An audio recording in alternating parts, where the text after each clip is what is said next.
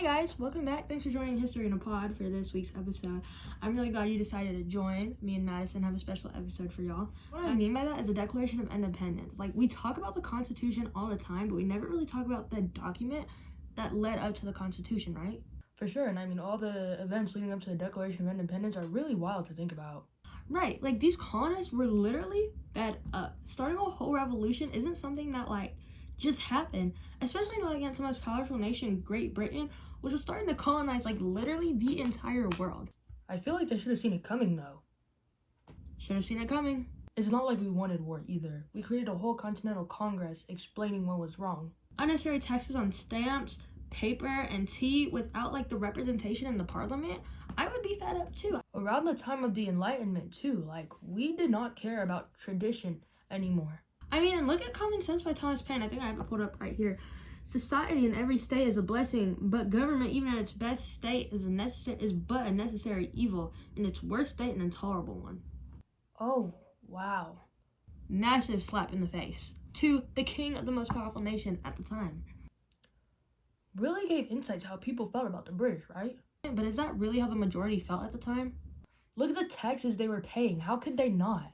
Right, and this might sound like I'm going against my argument from earlier before, but you really have to recognize the stuff that the British were doing in our favor. But the taxes. Protection from native tribes who really weren't happy that we were there in the first place.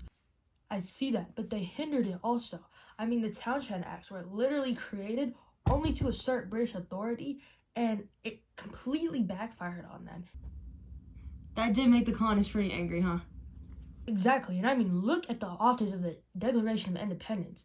Thomas Jefferson, Benjamin Franklin, John Adams, Robert R. Livingston, and Robert Sherman. And I mean, they showed us they know how to write a dang paper. And some of these people were key outside of the Declaration of Independence as well. Right, and we're talking about the second and third presidents of the United States of America here. And the man who discovered electricity. And where would we be without that? I don't even want to think about it. They got straight to the point, though.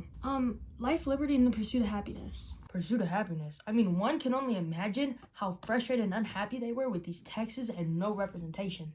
I mean, not much liberty under the British either, huh? The next point, all men are created equal. Crazy how much we still quote that to this day. Now we look at it and we're like, how many movements in recent history were created because of that line written almost 200 years ago? I mean, whether or not that was a true intent, huh? Definitely not. Nah.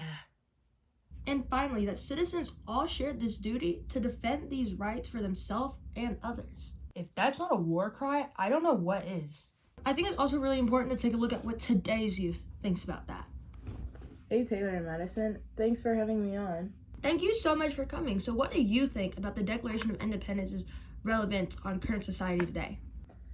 The importance of the Declaration of Independence today is that it was made during a point of oppression where we wish to express our desire for life, liberty, and the pursuit of happiness.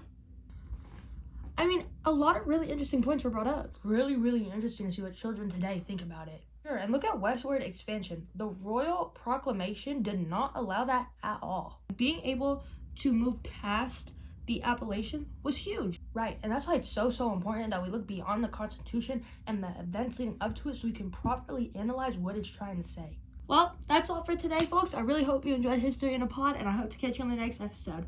See you next time.